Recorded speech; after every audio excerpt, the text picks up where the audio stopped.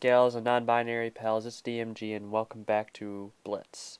And today I have a map back to basics kind of review for you of Black Goldville. I'm just going in order of all the maps. There's Vaderhawk. Unfortunately, I will not be needing you for this map review, buddy, but maybe next time. So Black Goldville, let's get right into it. For all intents and purposes, the town side does not exist to me, okay? Do not go to that side. That side is awful. Now, on Supremacy, if you're going to... I'll quickly explain why, or as quickly as possible. So, I mean, sure, you get 2 base, right? Or, yeah, it's not guaranteed that you get 2 bases, but you're supposed to get 2 bases if you take this side. Now, getting B is questionable sometimes, but C, okay, you get C, right? Then what are you going to do? Right? And you're going to say, oh, well, we're just going to sit here in this building area. Guys, you're going to get sniped, okay? After you take this base, there is no good way to come out of here without getting sniped. Like, you're going to get spotted, and then fires is just going to come in at you, right? And unless you're in like a light tank like this LTTB where you can redline it and run away, or start actually pushing them, there's not that many good options, and frankly, that it's not all that good, and really, if you have 2 bases, why would you be trying to redline in the first place and push their flank, right? Not really all that important. Now, you can cap B here as well, and here's where things start getting kind of interesting or good for this side, I guess. This is really the only good thing, because now you can go in this area and abuse a hull down position. This is great for tanks like the Carnarvon or the Patton, or I guess really anything that has a strong turret. I mean, you don't even need to put shots in at people trying to kill you here, but people will eventually flank around and start shooting you in the sides. And how will they do that, you may ask? Well, they're going to go all the way over here, let's say to this location. It's pretty easy to put shots at you like from right here, and this goes for the same on the other side. And you're thinking, oh, well, someone's going to be there to cover your sides. No, they won't. You trust all 7 of your teammates to be in the perfect spot and to maybe not have poked already and lost half their HP to a camping FV215B183. You're ridiculous. So, I mean, this side does not work, and like I said, for all intents and purposes, this side does not exist for me. This side only exists as like cleanup, as noob cleanup. Like the noobs go town, guys. Literally, that town is bad. Town, when someone says town, you should just equate that to bad. Town is generally bad, and more on that later. But like, okay, so if this is encounter, here's the encounter cap. Why would you take the town area just to have this cap? You know how exposed you are? Like, someone's gonna poke through a bush, spot you, and you're gonna get absolutely lit up, right? It's not worth it. There is not enough in this area to help you, right? Now, the other side, the caves area, this is so much better. There's so many more things you can do. Now, oops. I was going to show you a different spot, but I'll show you that a little later. So, caves area. Why is this area so good? Because this allows you to work gun depression angles. It allows you to give damage without taking any in return. You see that nice slow drift? That was pretty cool.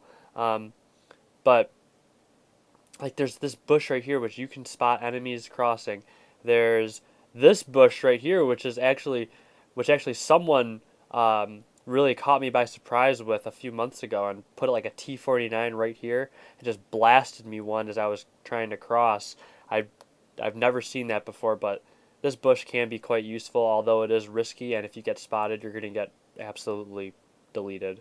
Like I said, there's this base, A base. I mean, if you're on Supremacy, you might as well just get the A base, right? Get one secure cap and then focus on the other 2 instead of, trying to go BC and splitting your forces, right? So you can get this A base. I mean, you can use this rock can be used for like heavy tanks or even tall medium tanks that have good armor. Um, the bushes back there, the one that I'm looking at right now, has this good for tank destroyers. Um, Back here behind these rocks are good for tank destroyers, even for heavy tanks even. But this is the area right here that you want to be at, especially if you're in a medium tank. And like I said, I'm usually in medium tanks or fast heavies, so this is where I am, the caves area. I can control this whole side from this one spot. I can hit this. I can put enemies crossing in this location over there. I can even pop around here, and this little ridge right here gives a pseudo hull down. And notice how I'm using my scope. So when I poke over like this, all they see is my turret. It's just beautiful. And another good spot in this area is this little dip right here. It's not really all that good for things like an STB, but for your standard Russian mediums, this is very, very good because they have some hull armor with them. Over here, you can use this area, but it's quite a risky move. You really have to think about what you're doing and how you're gonna get through the situation if you do decide to go here. Because once you're here, you're kind of stuck here, right? Because if enemies are like right at this corner, you can't go back because they're gonna shoot you. You can't go forward because there's the people right there, and there could be people behind them. So you have to be really careful with running away from here. Make sure they fire their volley of shots before you run away back to a safe area. Like this is my favorite like spot right here in this map. But like I said, not every tank can go here. Like don't try and take like a FV215B here, or don't try and take a SU-12254 here. There's a lot of tanks that don't work, but I would say a lot of the tanks in my garage are quite similar in certain ways. So I'm able to use the same spots for most of my tanks, but like I said, it doesn't work for every tank. Like I said, there's bushes all around here that you can use and abuse, and it just works out really nicely. This is mirrored on both sides as well, but you can also go around here like this and start flanking people that are caught out here trying to defend this area. I mean, the good part about taking the A side is being able to choose which way you want to attack. Caves is always best. Don't even listen to town. Town is just absolutely horrendous right now. Sorry, Vaderhawk, but gonna have to sit you again. Map review is going right now, and I need to commentate. So, continuing on, I wouldn't say there's even all that much to show you, except if you take the caves, right, and they've gone to town, they're already in a bad position because they have to poke their sides out from buildings while you sit in bushes and fire away at them, right? Like this bush right here is actually pretty darn good, and there's another one on the other side that allow you to just snipe people that poke out that want town. I don't even, like I said, I don't even worry about the town until the caves are cleared first. If they want to split their forces, we have an iron fist of 7 people going through the caves, and then town is just mop up, right? Because what's one tank versus like 6 or 7, right? Not bad, not even that bad. What else?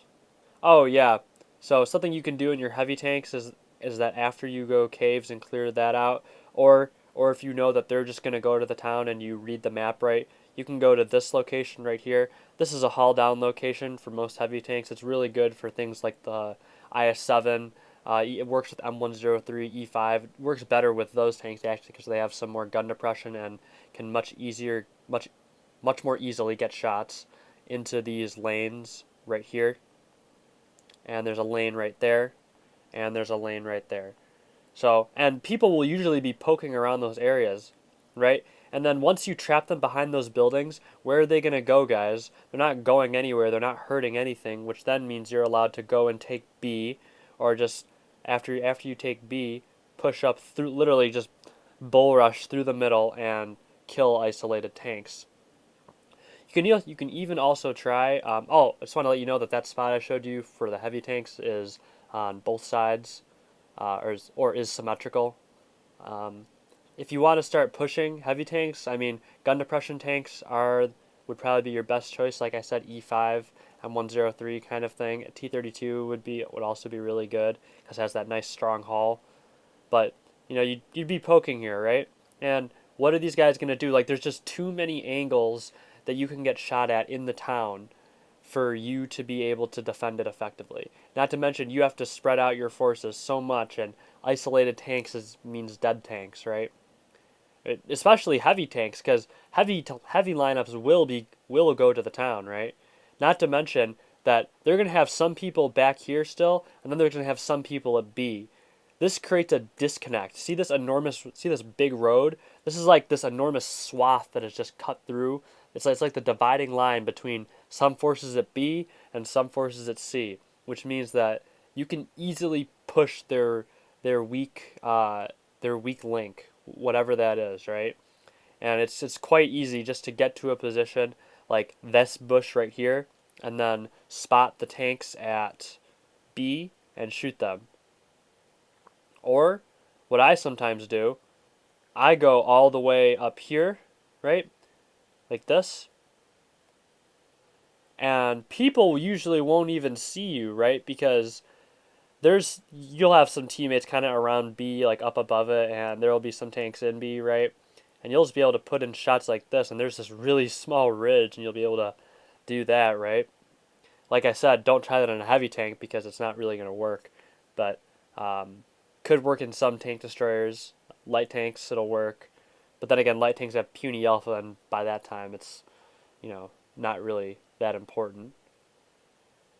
So that's really Black Goldville in a nutshell. If in the event you do have to fight here, there are some good spots. It's mainly for like really low slung heavy tanks like the IS-7, like this ridge right here. You can put an IS-7 right here and just sit behind it and fire with impunity. Like I said, this is not a good area. This is not a good place to be, guys.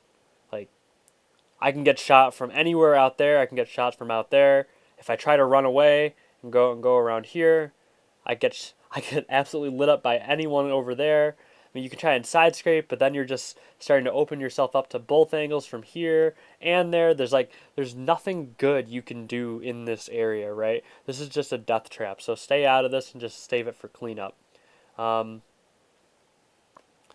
I think that's Black Goldville in a nutshell, right? So just go to the caves, or go to areas that support the caves area, right? Because if everyone goes to the caves, then the caves is pointless, right? If everyone goes to that cave spot that I showed you, or if everyone rushes the corner of the caves, it's not going to be good because you're all just packed in a corner and you're going to get killed. So keep in mind there's this fine balance between going to the correct side and then clogging it, right? So learn the difference between clogging an area versus going to the correct side. There's a very, very fine difference that I don't think a lot of people understand there. I would say that's all for today, folks. So if you like that content about Black Goldville or just map guides in general, please hit that like button and subscribe for more. And if you didn't, please leave your constructive criticism in the comments. As always, I appreciate the opportunity to share my passion with you today, and I hope to see you next time.